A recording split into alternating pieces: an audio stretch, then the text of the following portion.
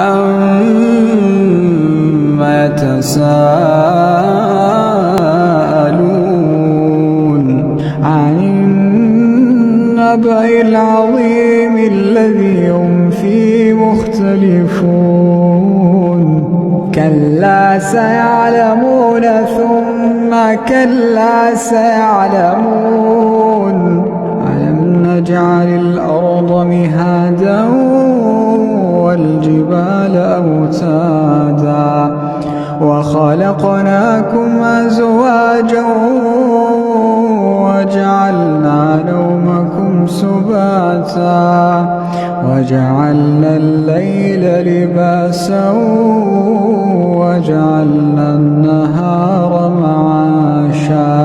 وَبَنَيْنَا فَوْقَكُمْ سَبْعًا شِدَادًا وَجَعَلْنَا سِرَاجًا وَهَّاجًا وَأَنزَلْنَا مِنَ الْمُعْصِرَاتِ مَاءً ثَجَّاجًا لِنُخْرِجَ بِهِ حَبًّا وَنَبَاتًا وَجَنَّاتٍ أَلْفَافًا